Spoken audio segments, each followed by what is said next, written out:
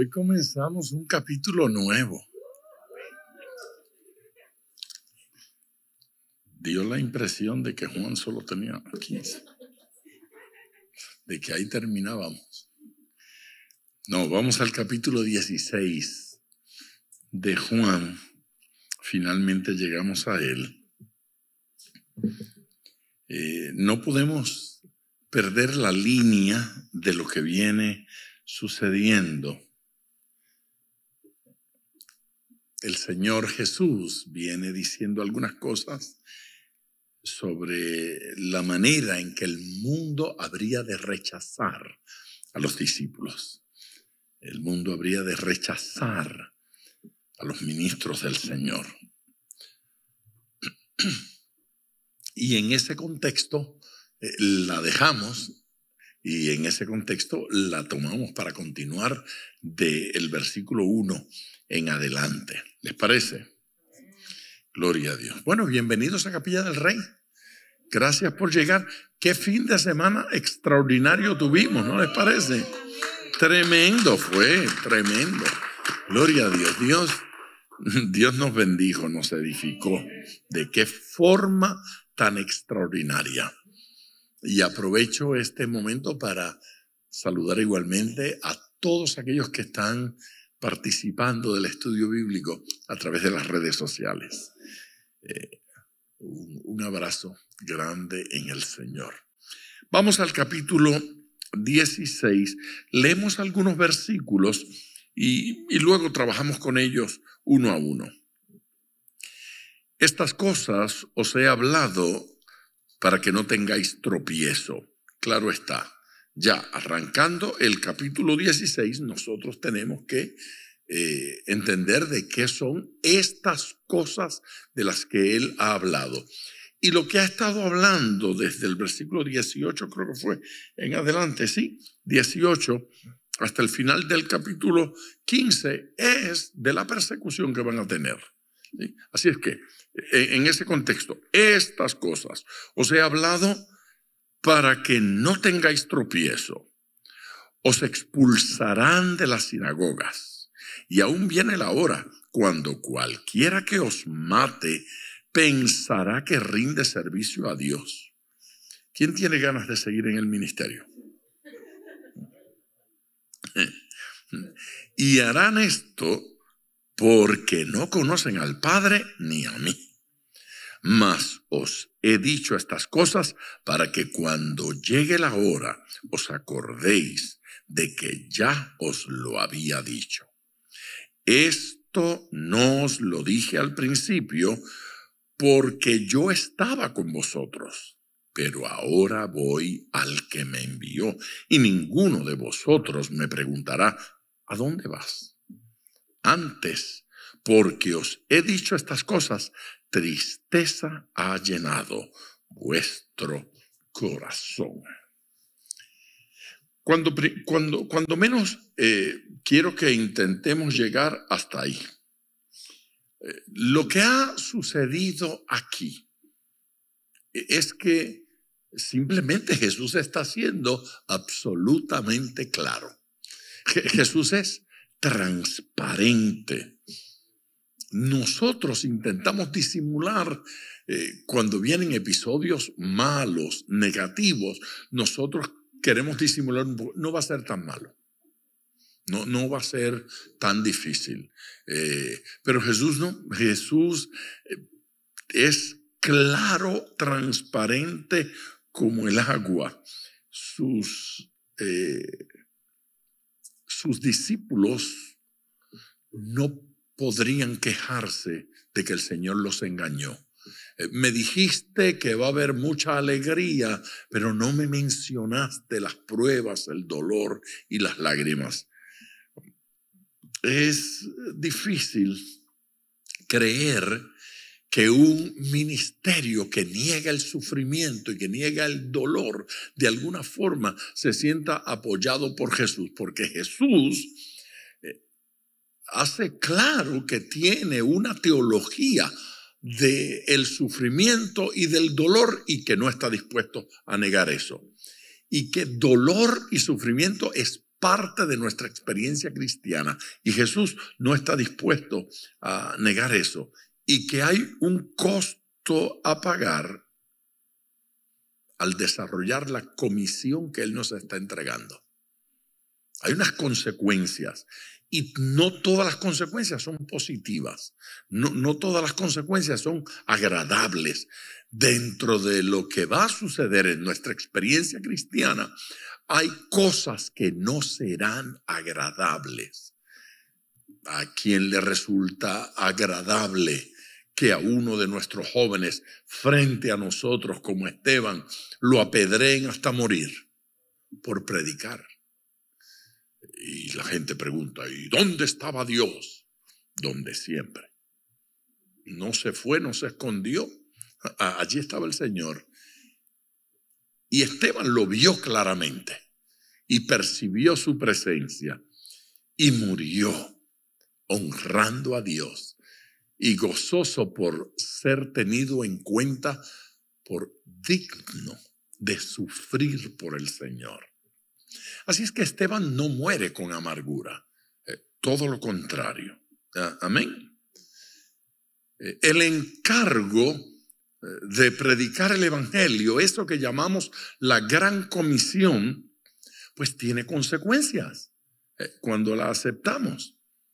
Pero me parece a mí que la claridad con la que Jesús habló ayudó a los discípulos a poder enfrentar los tiempos que venían.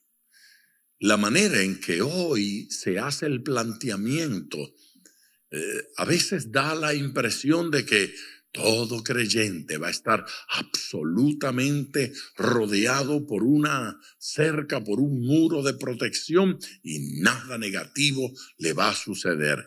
Pero salen de una reunión maravillosa en la que escucha esas cosas, a la vuelta de la esquina tiene un accidente. ¿Sí? Y si la pérdida fue grande, entonces de repente ocurre un cruce y teológicamente no sé qué hacer porque comienzo a sentir que Dios me falló. Pero no, Dios no nos falló porque Dios no hizo promesa de que no tendríamos problemas. Él dijo, las palabras de Jesús fueron, en el mundo tendréis aflicción. La segunda parte dice, pero confiad porque yo he vencido al mundo. Así que la promesa de Él es victoria a pesar del sufrimiento. Es victoria a pesar de las aflicciones. Es victoria y bendición a pesar de las dificultades. Me gusta más esa teología que la que pretende negar la realidad de que vamos a enfrentar problemas. Porque ¿qué decimos cuando entonces los enfrentamos? Nuestro primer versículo. Estas cosas os he hablado para que no tengáis tropiezo. ¿Qué es lo que Jesús está diciendo allí? Les he hablado estas cosas. ¿Qué cosas? Les he dicho que la cosa va a ir mal.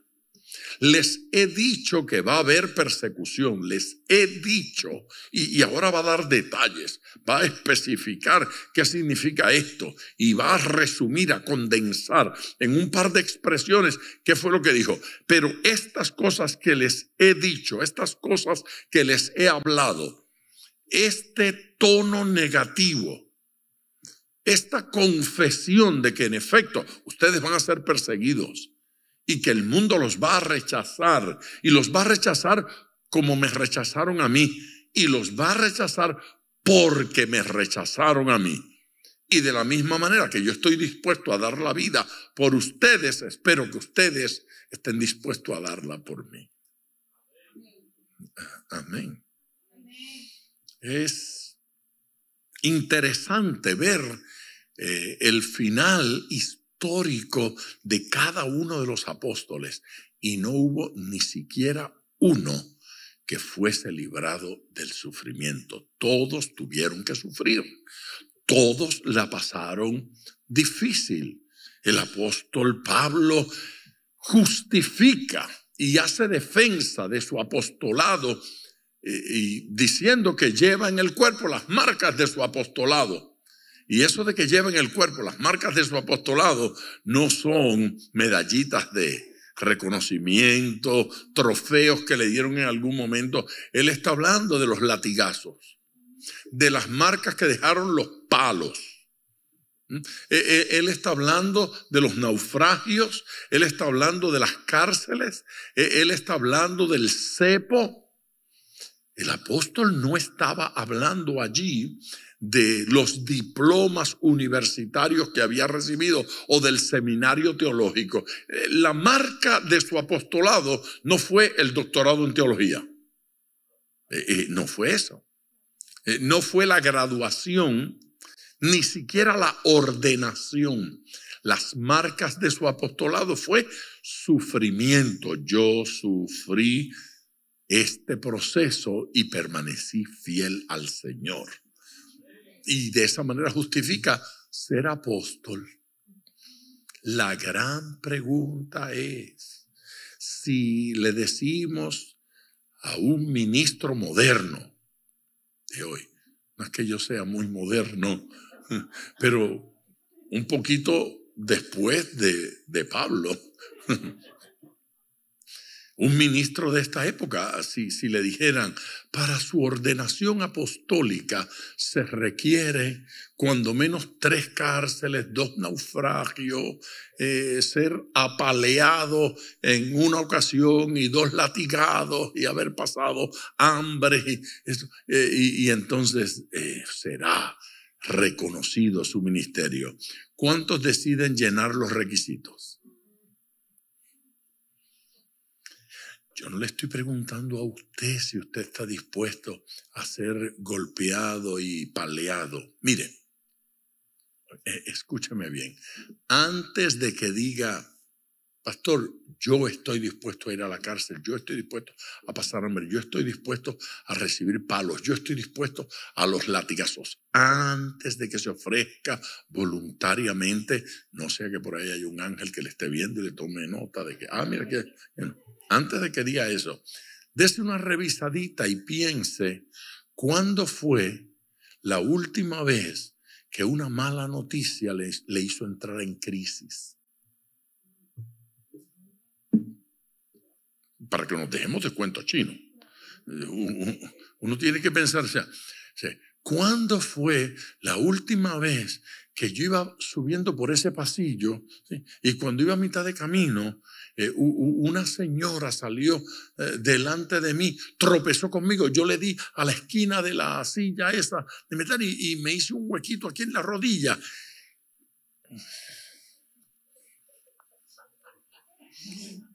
Y me dieron ganas de decirle a esa doña lo que opino de la gente de su país.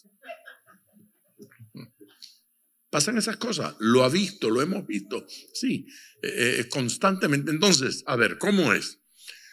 Aquí estoy, para que me den, ¿cuánto eran? 40 menos 1, súmelo bien que son 39, a palo limpio, ya, fiel al Señor, 39 en 2 ocasiones. 39. Pero si la gente se tropieza una uña en la esquina y están 3 días en el mundo de cabeza, amargado sin saber por qué. Un callo. Ese callo.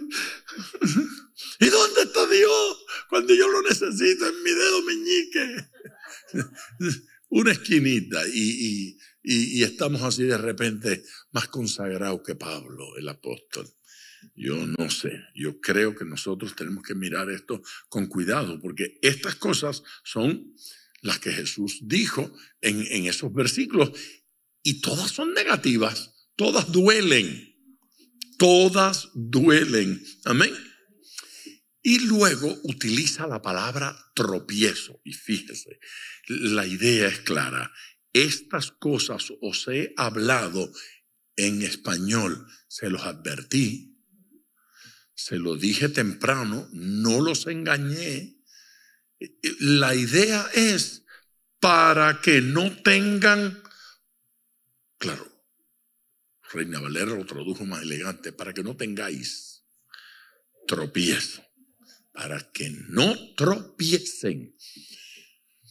¿En qué sentido tropezamos? ¿De qué se trata este tema del tropiezo? ¿Con qué vamos a tropezar? ¿Cómo es que tropezamos? Pues tal vez mirar las distintas maneras en que esa palabra tropiezo puede ser traducida nos va a ayudar a entender lo que Jesús estaba diciendo. Una traducción que una de nuestras Biblias utiliza, flaquear en la fe. Porque lo de tropiezo para nosotros es simplemente ir caminando y casi me caigo. O sea, un tropezón. Yo tenía planificado ilustrarlo hoy, tropezando y cuando entrara y cayera. Pero me di cuenta que hace 30 años que yo no debo hacer eso. Podría necesitar una grúa para levantarme. Tropiezo, pero ese es el único tropiezo que nosotros golpeé. Pero de forma práctica, ese versículo se traduce en algunas versiones flaquear en la fe. Estas cosas os he hablado para que no flaqueen en la fe. Porque sí, porque cuando llega el sufrimiento, a menudo flanqueamos en la fe. Porque cuando la respuesta no parece llegar a la velocidad que yo creí que debía llegar, cuando la respuesta de Dios no es exactamente lo que, Señor, quiero esto, y el Señor dice no. O el Señor dice, te voy a dar otra cosa. Tengo otro plan diferente al tuyo. Cuando el Señor no me concede el auto que yo quiero, la casa que yo quiero, el trabajo que yo quiero, el contrato que yo quiero, y Señor, me falló, no me dio ese contrato que yo quería. A ver, bueno, el Señor tiene otro contrato y el engaño. Es que el Señor tiene un mejor contrato. Bueno, puede ser mejor, pero mejor conforme a Dios. Mejor conforme a Dios. De repente hay algo que el Señor quiere que yo haga y no otra cosa. A lo mejor el Señor tiene un plan conmigo, pero es que no me están llegando tantos trabajos. Bueno, a lo mejor el Señor quiere que dedique un tiempecito a otra cosa. No es cierto. Para que no flaquee en la fe. Otra traducción de la misma palabra, esa, tropiezo, dejar de creer. ¿Qué tal? Dejar de creer. Dura. Tropezar allí significa dejar de creer. En el original, literalmente, la mejor traducción sería escandalizarse, para que no se escandalice. Así cuando uno se escandaliza y se defrauda y dice, ¿cómo es posible esto? En Corinto hubo gente que dijo, si Pablo es tan de Dios, ¿por qué tanta persecución? Algo tiene que haber en su vida cuando Dios permite. Jesucristo. ¿Ustedes han oído este tipo de cosas? ¿Ustedes recuerdan este proverbio? Este proverbio. Cuando el río suena, o es porque hay muchos mentirosos en el ambiente. Cuando el río suena es porque piedras trae, porque aguas trae, porque... Y esa frase se utiliza para decir que algo de verdad tiene que haber para que la gente esté diciendo, pero ¿cuántas veces usted ha escuchado la gente decir cosas y no era verdad? ¿Sí? Como si los murmuradores solo hablaran verdad. No es cierto. Amén. Así es que No, ese proverbio no es bíblico. Ese proverbio no está en las Escrituras. No es verdad. Nosotros damos por sentado algunas cosas que no son ciertas. Cuando la Biblia dice que a Jesús lo tuvieron, recuerda, por herido de Dios y abatido. ¿Usted recuerda el verso? Lo tuvieron por herido de Dios y abatido. ¿Qué significa eso? Cuando el río suena es porque algo atrae. O algo trae. Sí. Eso es lo que significa. ¿Qué significa? Que la gente pasó frente a él, lo vio crucificado y más de uno dijo, por algo será. Mi pastor de la niñez contaba ahí una de esas historiecillas de un hombre a quien alguien le quiso predicar y le mostró una foto, una pintura del Calvario. Y le dijo, este de la izquierda era un asesino. Este de la derecha era un ladrón que merecía la crucifixión. Pero yo quiero hablarte del que está en el medio. Y el hombre le contestó, no necesito. Dime con quién anda y te diré quién eres. Ya me imagino quién será el del medio. Con esos dos señores, ¿de qué calaña será el individuo? El proverbio no es bíblico, ¿no es cierto? Y sobre todas las cosas está absolutamente errado. Y la idea de que todo nos va a ir bien si estamos con el Señor y todo se va a resolver, no es del todo cierto. Hay cosas que salen mal y el Señor sigue con nosotros. Y en medio del dolor el Señor nos acompaña. Y en medio de la crisis Dios va con nosotros. ¿Sí? Pero hay gente que cuando ve los problemas se escandalizan. Otra traducción de la misma palabra, tropiezo, para que no abandonen su fe. Para que no abandonen su fe. Es curioso cómo hay una fuerza tan grande en esa expresión que con simplemente decir tropiezo no se percibe del todo, no se percibe de forma plena. Hay la idea de escandalizarse, hay la idea de abandonar la fe, de dejar de creer, está la idea de dar la espalda y salir corriendo, darle la espalda al Señor, darle la espalda a lo que creemos. Así es que Jesús está adelantando esta información para prevenir el desánimo, la frustración de los discípulos y la posibilidad de que tiraran la toalla y dijeran, ya no salgo en el próximo asalto, es demasiado.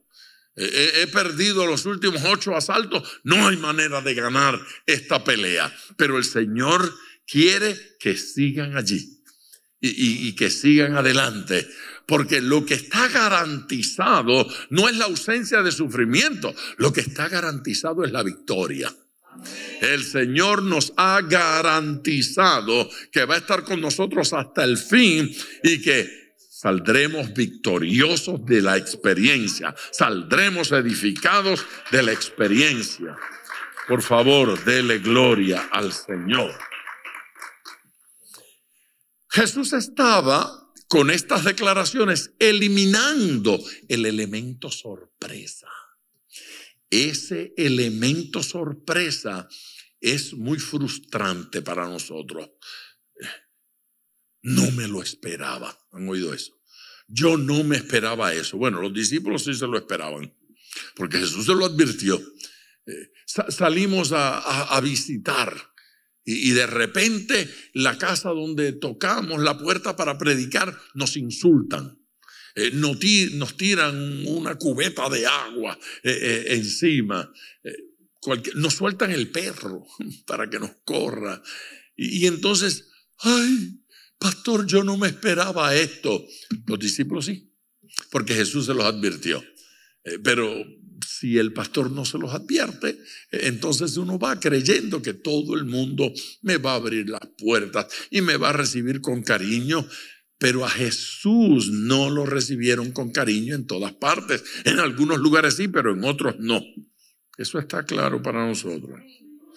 Así que el posible desánimo por causa de las dificultades, Jesús está previendo eso y preparándonos para que no nos suceda, ¿sí? Para que no ocurra la tentación de abandonar sus caminos, la tentación de abandonar la tarea, el trabajo. Y Pedro lo entendió muy bien. El apóstol Pedro entendió esto perfectamente. ¿Por qué yo lo sé? Yo lo sé porque en la primera carta de Pedro, en su primera carta, en el capítulo 4, él hace unas expresiones impresionantes. Versículos 12 y 13. Escuchen. Amados, no os sorprendáis del fuego de prueba que os ha sobrevenido, como si alguna cosa extraña os aconteciese, sino gozaos por cuanto sois participantes de los padecimientos de Cristo, para que también en la revelación de su gloria os gocéis con gran alegría.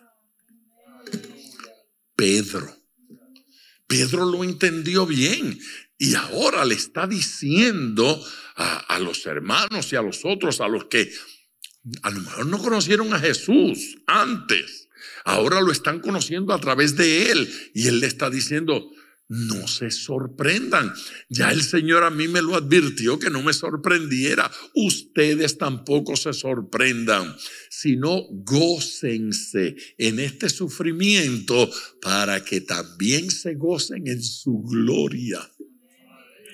Eso es una ecuación, ¿sí? Así es que se requiere, es necesario gozarse por el privilegio de participar de los sufrimientos de Cristo. Cuando nos persiguen, cuando nos atacan por hacer lo que Dios quiere, debemos entender que somos partícipes. Ahora, fíjese bien. Si por bocón su mujer le tiró la palangana, no pretenda que está sufriendo por Cristo, está sufriendo por bocón. Eso pasa, sí, ya no le gustó, ya se le acabó. ¿Ve? Porque la idea que aquí está, por eso es que sufro tanto. No, a veces sufrimos por irresponsables, sufrimos por tantas cosas que nada tiene que ver con Cristo. Aquí está hablando de sufrimientos que vienen provocados directamente por nuestra relación con Dios. Hay gente que nos va a rechazar solo por ser creyentes. Amén. Y hay tentación a abandonar el camino correcto. ¿Seguimos? Después de esto ya uno queda como que sin ánimo. Dice: mejor párela ahí, pastor. Detenga esto, que en la próxima podemos salir muertos. A partir de allí, Jesús va a dar detalles específicos de lo que puede suceder. Os expulsarán de las sinagogas. 1. Expulsión de la sinagoga. Sigue. Y aún viene la hora cuando cualquiera que os mate, pensará que rinde servicio a Dios. Pregunte cómo, por favor. ¿Cómo? ¿Cómo alguien que nos mata puede pensar que está rindiendo servicio a Dios?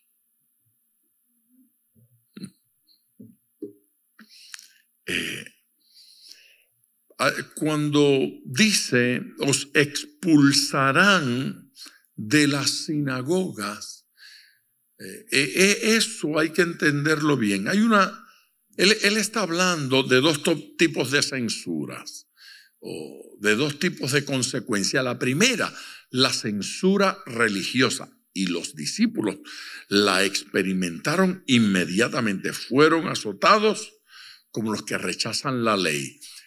Los que rechazaban la ley, menospreciaban la ley, tenían consecuencias. De la sinagoga se mandaba a azotar. Los están tratando a los discípulos como esos que rechazan la ley. Cualquier cosa hace el creyente, el Hijo de Dios, menos rechazar la ley. El cristiano ama la ley, el cristiano ama la palabra de Dios, el cristiano ama tanto el Antiguo Testamento como el Nuevo Testamento, no lo rechaza, pero a ellos los juzgaron como personas que rechazaban la ley de Dios y por eso debían ser azotados. Los azotados se entendía que ya habían recibido el pago por su rechazo y ahora se les ofrecía la oportunidad de regresar y continuar. Pero esto tuvo una segunda etapa y fue que luego ya no era que los azotaban, sino que los echaban de la sinagoga. ¿Sí? Se llama excomunión. ¿Sí? Los excomulgados. Y los excomulgados son los que no tienen derecho a tener comunión, a tener relación. Así es que no solamente los golpearon, sino que en algún momento los marcaron. Aquí no puedes volver, no puedes entrar a la sinagoga, no puedes compartir con nosotros, tienes lepra, vete, tu enfermedad es contagiosa, aquí no te queremos. El rechazo fue pleno, primero azotados y luego excomulgados, rechazados, ¿sí? Expulsados como incorregibles. Ustedes no tienen arreglo, no hay forma de mejorarlos, no hay sanidad ni buen tratamiento para la condición de ustedes. Dicho así, suena muy simple, pero esta gente había vivido toda su vida en la sinagoga y allí estaba toda su familia.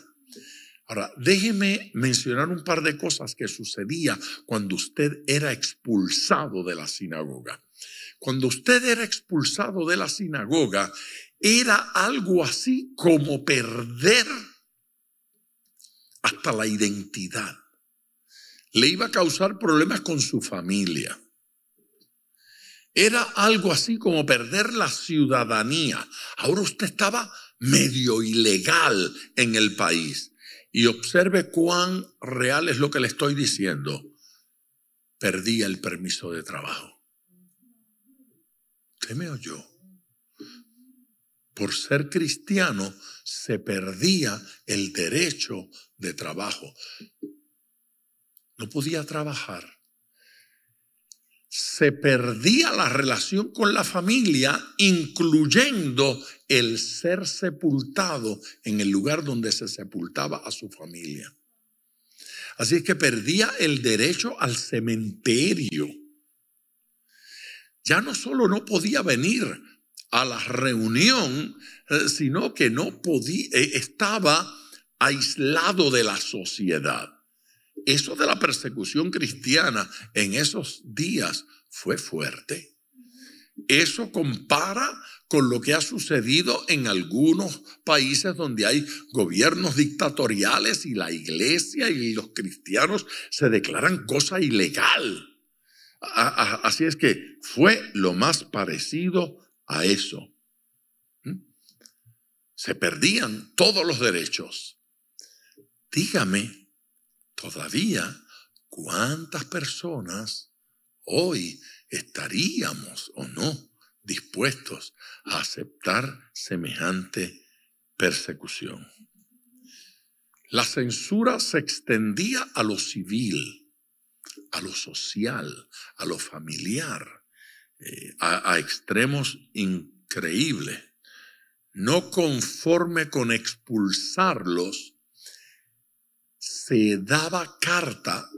Saulo de Tarso, el que luego vino a ser el apóstol Pablo, tenía una carta del sumo sacerdote, tenía una carta que le permitía arrestar a los cristianos, encarcelarlos, apedrearlos, azotarlos. Tengo el derecho de azotarlos. ¿Por qué? Porque me da la gana, a mí me autorizaron. Saulo, estaba allí mientras asesinaban a Esteban. Y dice que le trajeron las ropas de Esteban a él. Las ropas de Esteban las pusieron a los pies de él. Eso regularmente significaba que él era quien había autorizado que lo apedrearan. El que luego vino a ser el apóstol Pablo, él había vivido estas experiencias porque él creía que estaba sirviendo a Dios. ¿Ve? Nuestro versículo dice, estas cosas os he hablado para que no tengan tropiezo. Nuestro segundo versículo, os expulsarán de las sinagogas, ya lo vimos. Y aún viene la hora cuando cualquiera que os mate pensará que rinde servicio. De hecho, lo que dice en el original se debe traducir servicio de culto a Dios. Servicio de adoración a Dios. O sea, este asesinato glorificaba al Señor. Esto es como traerle una ofrenda fragante. Este individuo estaba pensando que Dios estaba feliz de que mataran a los cristianos. Eso es a usted. No hay manera de que eso genere un aleluya, ni un gloria a Dios, ni nada por el estilo. Mire, la Biblia dice que Santiago el mayor fue asesinado, la espada del emperador vino sobre él, lo decapitaron temprano. Inmediatamente le querían hacer lo mismo a Pedro, la iglesia oró y fue librado. Pero la Biblia nos dice bastante claramente que Pedro sabía de la manera en que iba a morir y cómo iba a ser sacrificado. Así es que Dios le había adelantado que él no moriría de muerte natural, sino que iba a ser asesinado también. Así que ahí tenemos dos casos que parecen estar claro en las Escrituras que murieron asesinados. Pero la tradición, la historia religiosa dice que menos Juan, todos los demás fueron martirizados. Solo Juan no muere a manos de gente que lo asesinan por ser predicador. Los otros 11 apóstoles, todos murieron asesinados. La tradición dice que el emperador dio órdenes de que Juan fuera echado en una caldera con aceite para freírlo vivo. Y dice la tradición, no lo dice la Biblia, dice la tradición que fue echado en la caldera.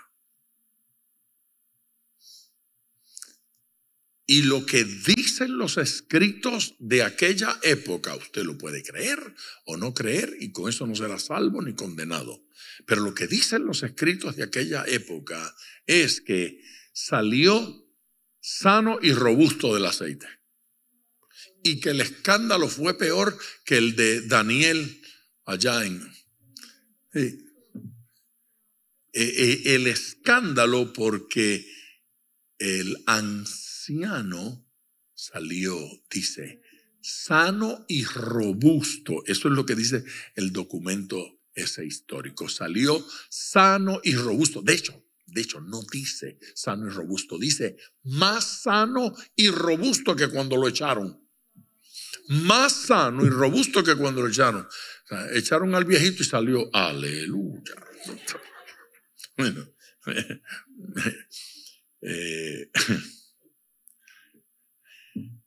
y una cosa que es repetida en muchos escritos, es que para justificar la persecución llamaban a los cristianos ateos. La más grande, agárrelo por donde pueda. Le llamaban a los cristianos ateos, estos ateos paganos. Así es que pretendían que negábamos la ley, que no creíamos en el Dios de la Biblia, y de esa manera debemos asesinarlos a todos porque estos individuos no creen en Dios.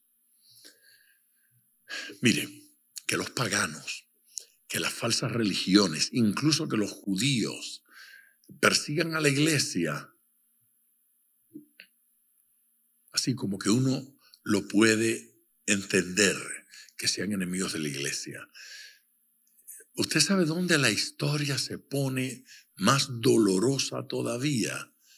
Cuando ciertos sectores de la cristiandad deciden perseguir a otros y asesinarlos. Entonces, ser asesinado a manos de otro que se llama cristiano y que me asesina en el nombre de Cristo.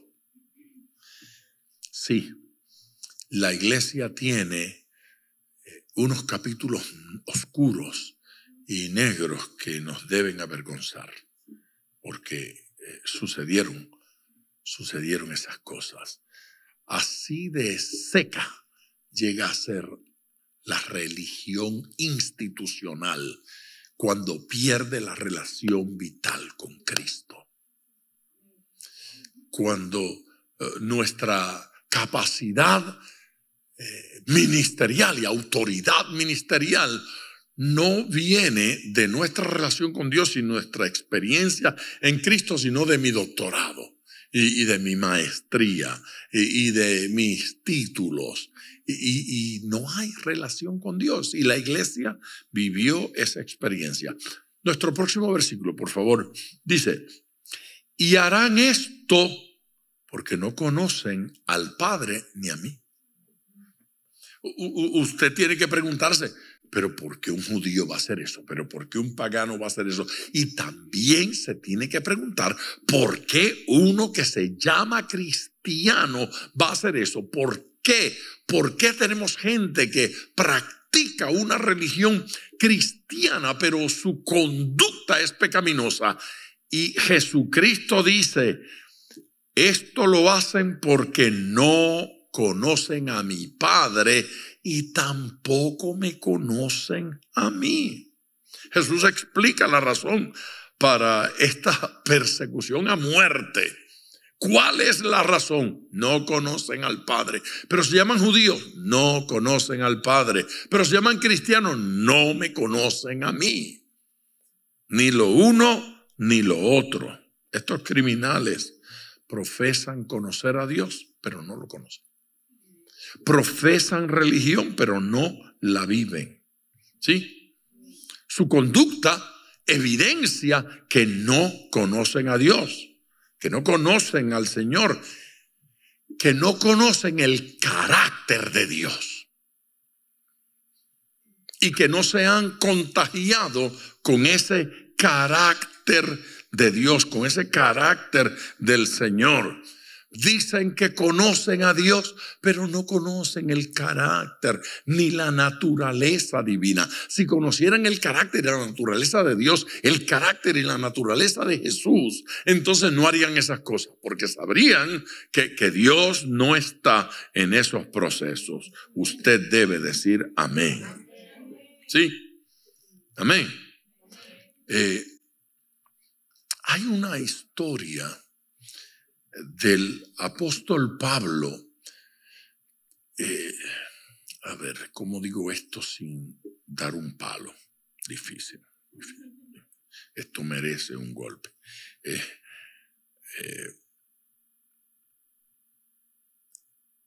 Pablo hace una declaración. Dos pasajes yo quiero utilizar. El uno está en Hechos. En Hechos 26. Vamos allá si puede, y si no, pues yo se lo leo. Pero en Hechos 26, el versículo 9, mire cómo dice: yo ciertamente había creído mi deber hacer muchas cosas contra el nombre de Jesús de Nazaret. Yo ciertamente, o sea, Pablo está diciendo: yo perseguí la iglesia, pero lo hice con limpia conciencia. Yo creía que ese era mi deber. Yo creía que así yo le servía a Dios. Así es que con esto lo que quiero establecer es que no siempre son hipócritas. Algunos están sinceramente equivocados, sinceramente errados. A veces uno dice: oye, pero una persona tan íntegra, ¿cómo puede ser tan cruel contra? Bueno, Pablo dice: yo creía que ese era mi deber, que eso era lo que yo debía hacer, lo cual también hice en Jerusalén. Yo fui a Jerusalén, y ese es el caso de Esteban que le está citando. Yo encerré en cárceles a muchos de los santos, habiendo recibido poder de los principales sacerdotes. Y cuando los mataron, yo di mi voto. Cuando los mataron, Pablo, o sea, Saulo de Tarso, yo di mi voto. ¿Apedreamos a Esteban hasta morir? Sí. Yo di mi voto. Wow. Y muchas veces castigándolos en todas las sinagogas, los forcé a blasfemar. Y enfurecido sobremanera contra ellos, enfurecido, los perseguí hasta en las ciudades extranjeras. No, esto no es una acusación de uno de afuera contra él. Esto es él confesando. Esto no admite discusión. Lo que Saulo hizo, lo hizo mucha otra gente contra la iglesia, y hoy hay gente que lo sigue haciendo. Amén. Ahora,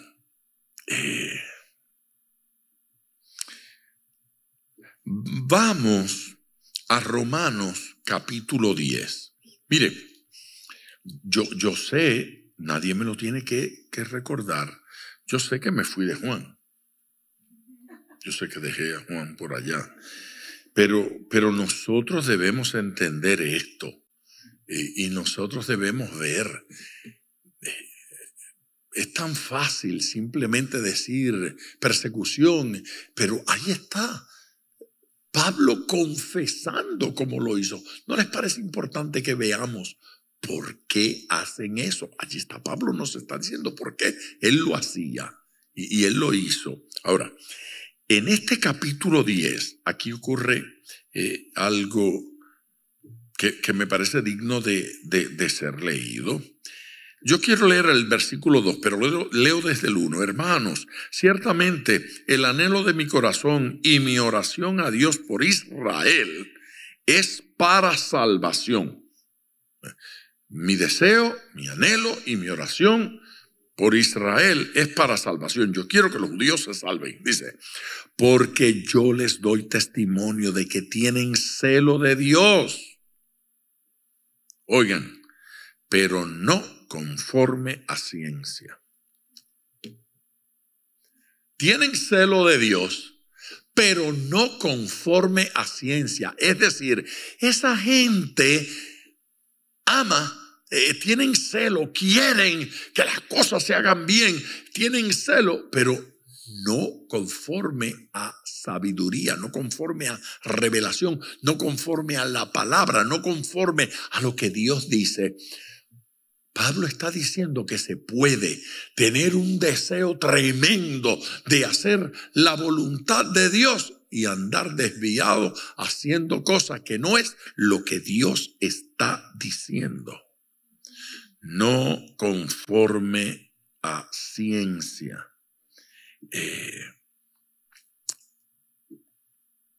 Una de las versiones dice, no conforme a perfecto conocimiento. Tienen celo de Dios, pero no conforme a perfecto conocimiento. ¿Están avivados ustedes? ¿Quieren romper los asientos? ¿No les parece que eso es una maravilla?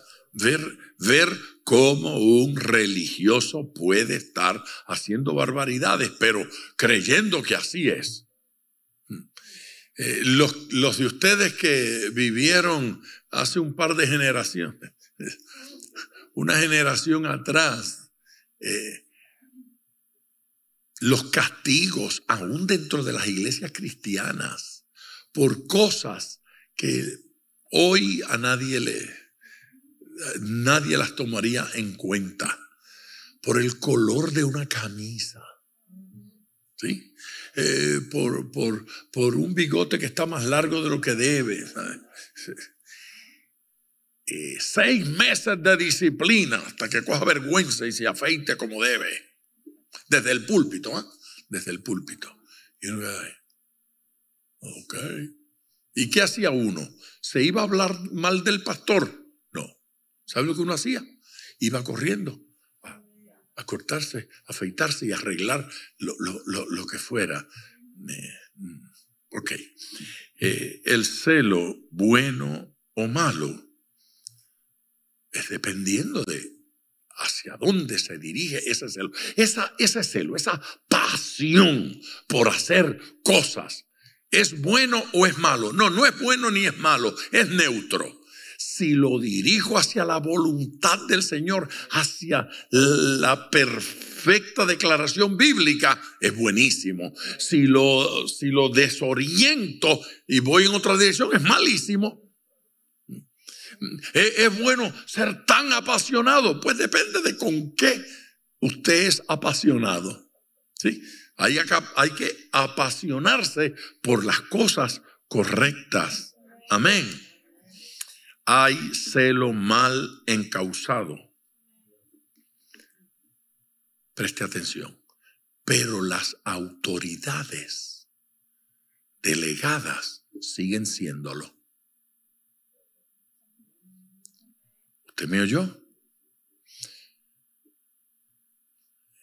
Esos años de niñez en la iglesia, ocasionalmente me parecía que un diácono venía donde nosotros, los niños de la iglesia, y nos reprendía y nos decía cosas. Era época que podía alar por una vara y sonarle a uno el trasero, las piernas.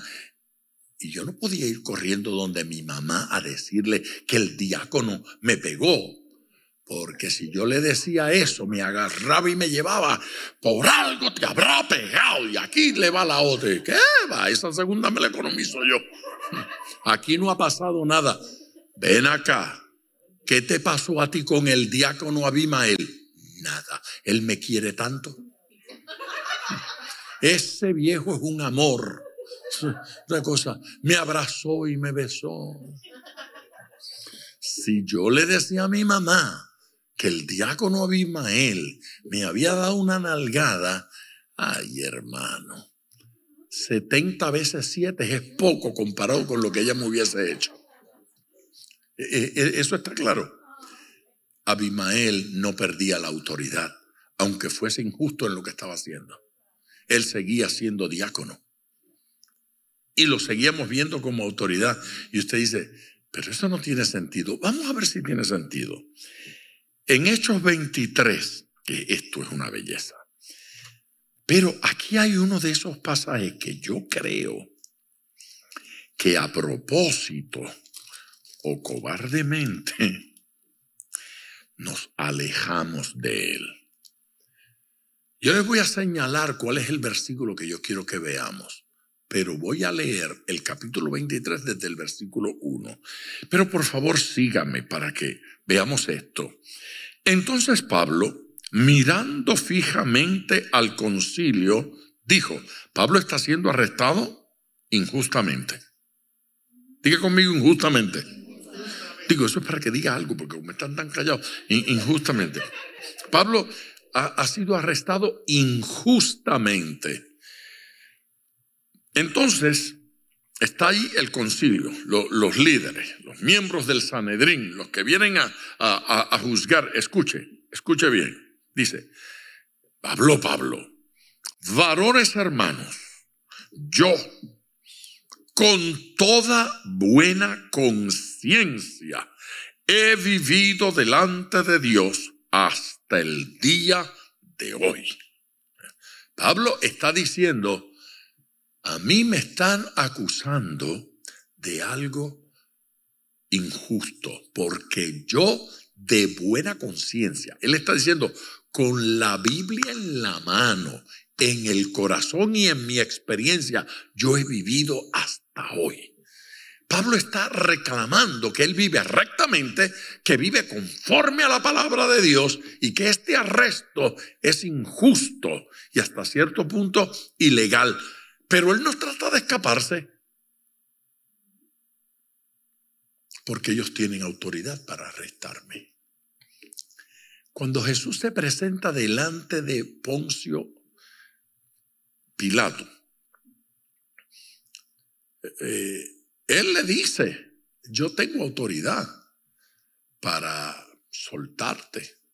Yo tengo autoridad para meterte en el... Yo tengo autoridad sobre ti.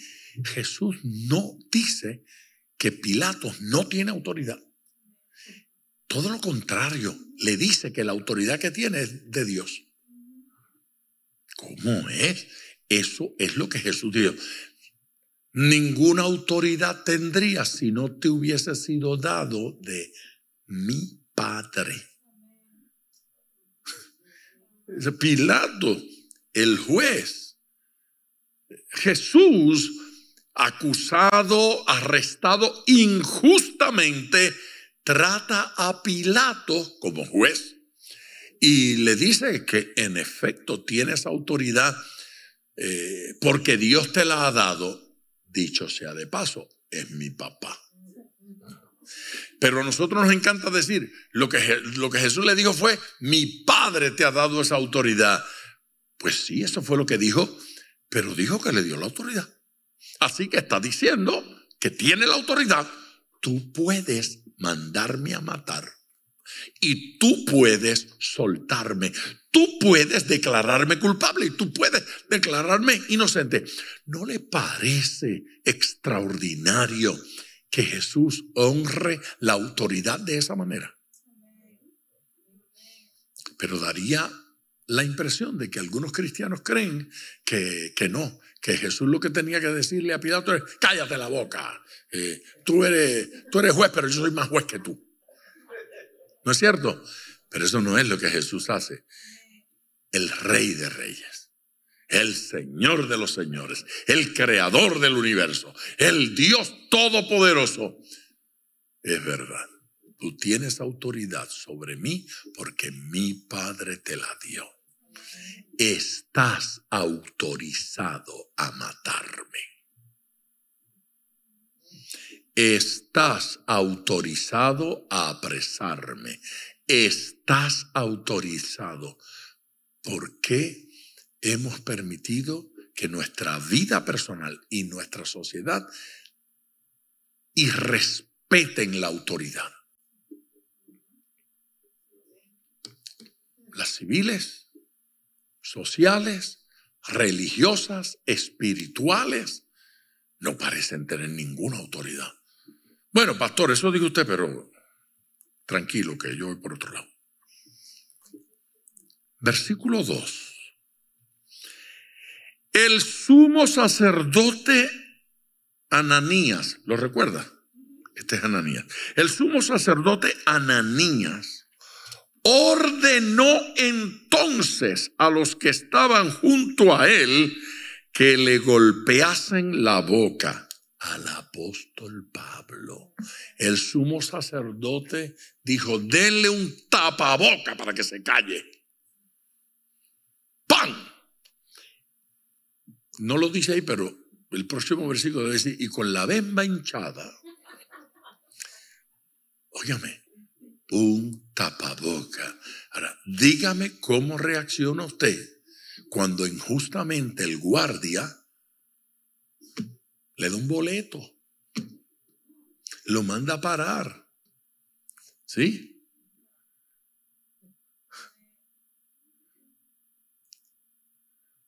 Íbamos en el auto, estábamos grabando en Los Ángeles y en una esquina el hermano que conducía soltó el cinturón para acomodarlo, porque a veces el cinturón como que pilla a uno. Entonces él lo soltó para acomodarlo. El guardia estaba en la esquina. Nos detuvo y dijo, la versión del guardia: usted venía sin cinturón y cuando me vio quiso amarrarse. No. Yo venía con el cinturón puesto. Me molestaba y yo lo solté un poco para acomodarlo. Y usted estaba allí.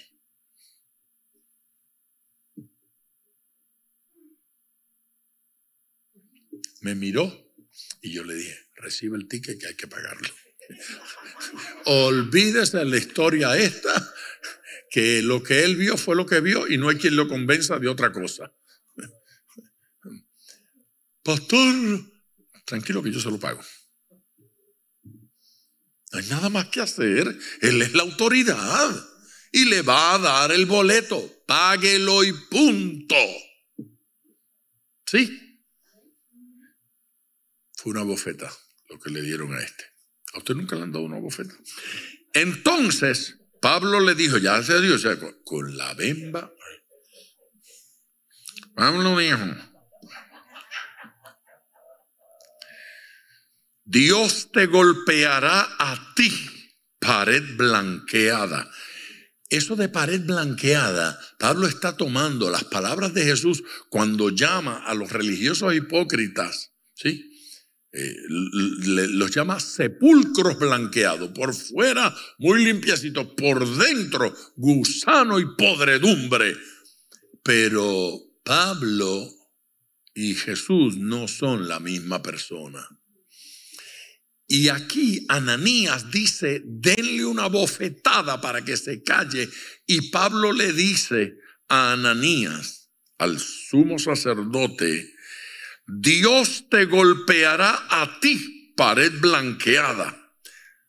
¿Estás tú sentado para juzgarme conforme a la ley y quebrantando la ley me mandas golpear?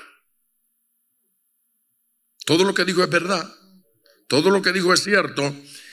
Los que estaban presentes dijeron: al sumo sacerdote de Dios injurias. Aquí, mírenme acá, el cuadro. Pablo decide defenderse y el sumo sacerdote ordena que le den una bofetada. Pablo dice: a ti te van a golpear. Y le dice por qué. Lo llama hipócrita, pared blanqueada, pura fachada, pura apariencia. Dios va a hacer justicia contra ti. La gente que está admirada porque Pablo se atrevió a hablarle de esa manera, le dice: al sumo sacerdote injurias. Tú que estás diciendo que respetas la ley, estás injuriando al sumo sacerdote. Uno dice, bueno, con la autoridad de Pablo, levantó la mano y el sumo sacerdote cayó muerto instantáneamente. No. Cuando Pablo se entera de que ese hombre al que él le gritó y le habló en ese tono, es el sumo sacerdote. Oiga lo que dice. Pablo dijo, no sabía, hermanos, que era el sumo sacerdote, pues escrito está, no maldecirás a un príncipe de tu pueblo. Pablo se está excusando. La gente habla mal, la Biblia dice, aún de las autoridades celestiales.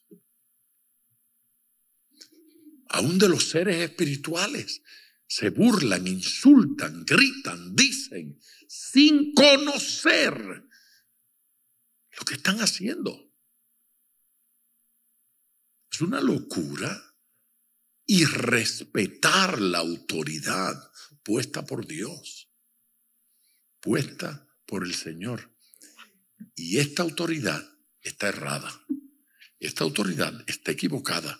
Esta autoridad no está respondiendo al plan de Dios, pero Pablo la respeta.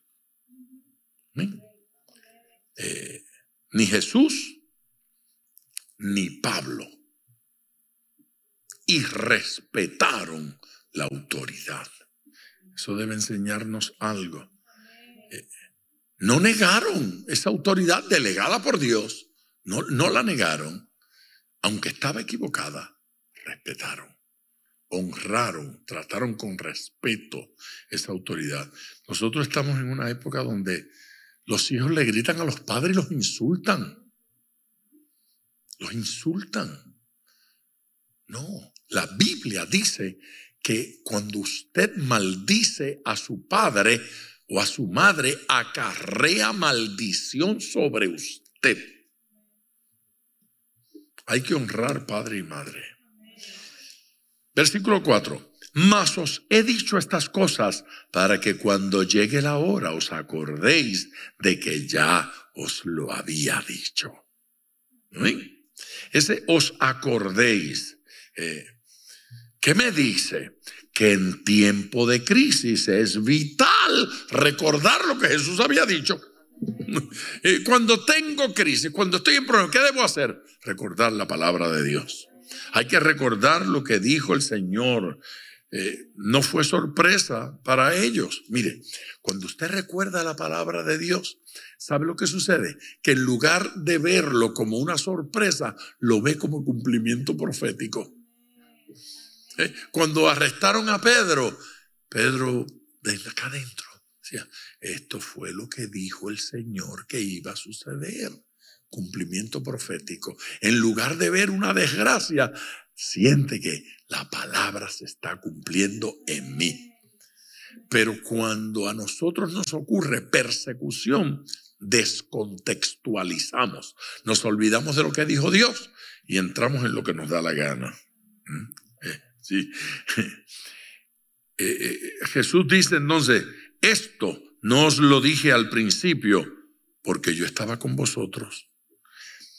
Si Él está con nosotros, ¿qué importa que nos persiga? O sea, la persecución era orientada hacia Jesús. Si llegaban a un sitio y los perseguían, ¿a quién atacaban? A Jesús. Así que no se los tenía yo que decir a ustedes al principio, porque yo estaba aquí para responder, pero ahora yo me voy. Así que yo quiero que sepan lo que les va a suceder cuando yo no estoy. ¿Ustedes recuerdan cuando venían corriendo y me atacaban a mí? Ok, ahora te van a atacar a ti. Porque ellos están en contra de lo mío y tú eres mío. Y estás haciendo lo mío. Así es que te van a atacar a ti. Eso está claro, iglesia. pero ahora voy al que me envió. Y ninguno de vosotros me pregunta, ¿a dónde vas? Se dio cuenta que Jesús le está reclamando. Ustedes tendrían que preguntar, interesarse. Yo les digo que me voy y no preguntan a dónde vas. ¿Sabe por qué no preguntan? ¿Ah? Dígame. Están enojados. Están tristes. Están incómodos. ¿Pero por qué se va? Y usted sabe, cuando alguien se va, uno no pregunta nada. Pues yo, hermanos, no puedo seguir pastoreando en Miami porque vemos. ¿Sabe? Oiga, pero pregunten por qué. ¿Qué? Pregunten por qué, ni pregunten por qué. Lárguese, póndale de la gana. Sí, están defraudados. Se sienten que los abandonan. Además están tristes, lo aman, quieren que se quede. No entienden por qué Jesús está tomando esa decisión. El versículo 6 dice, antes, porque os he dicho estas cosas, tristeza ha llenado vuestro corazón. ¿Qué les está diciendo? Que no estén tristes. No. Jesús le está diciendo, ustedes, en lugar de ser gobernados por lo que digo yo, están siendo gobernados por sus sentimientos.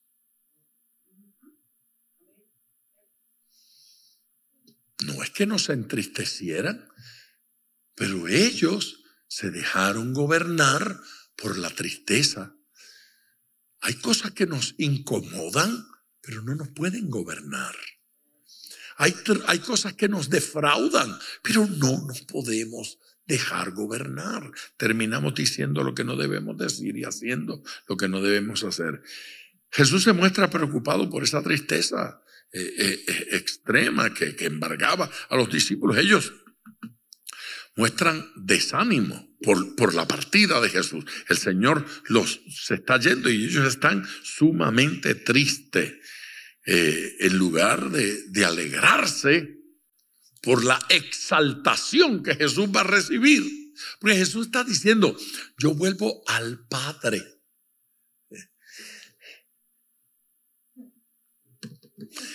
Miren, termino y me voy al Padre. Voy a ser promovido. Regreso para dar informe. Le voy a decir que lo logré, que ustedes están aquí.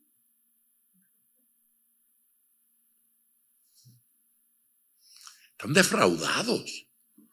Están incómodos. Es interesante que eso conecta. ¿Se acuerdan de lo que había sucedido? ¿Dónde yo estoy?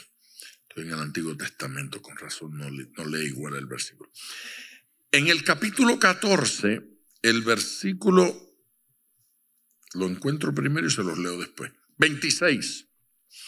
Mas el Consolador, el Espíritu Santo, a quien el Padre enviará en mi nombre, Él os enseñará todas las cosas y os recordará todo lo que yo os he dicho. O sea, lo que estoy diciendo es lo importante. Ellos están mostrando desánimo, pero evidentemente no están entendiendo. Pero mire lo que pasa inmediatamente después. La paz os dejo, mi paz os doy. Yo no os la doy como el mundo la da. No se turbe vuestro corazón, ni tenga miedo. Alto. Versículo 28. Aquí la saca del parque. Oiga, preste atención. Habéis oído que yo os he dicho. Voy y vengo a vosotros. Voy y vengo. Si me amarais, os habríais regocijado. No le hicimos caso a ese versículo. Me habéis oído que os he dicho, voy y vengo a vosotros. Si me amarais, os habríais regocijado, porque he dicho que voy al Padre. No dije que me voy de rumba. Voy al Padre, porque el Padre mayor es que yo. Ustedes no entienden que cuando papá habla, tengo que obedecer. Pues entonces deben estar contentos de que yo haga lo que el Padre dijo. Voy a reportarme al Padre y regreso. Pero ustedes parece que no me aman, porque si me amaran, no querrían que yo me quede aquí y desobedezca al Padre. El amor se muestra en la obediencia al así dice Jehová. Amén. Y así se tiene que interpretar Romanos 8:28. El versículo que todo el mundo cita y yo no sé quién vive. Y no pregunta, ¿quién vive?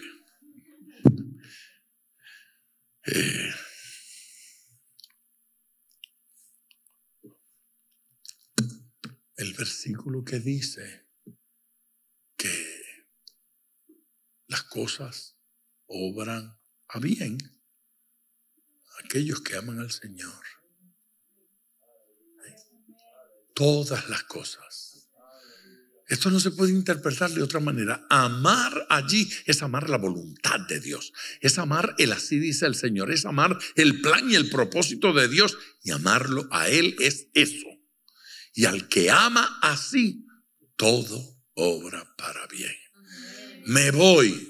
Eso es lo que quiere el Padre. Gloria a Dios. Nosotros no podemos permitir que nos dominen los sentimientos. Tenemos que ser dominados por la voluntad de Dios.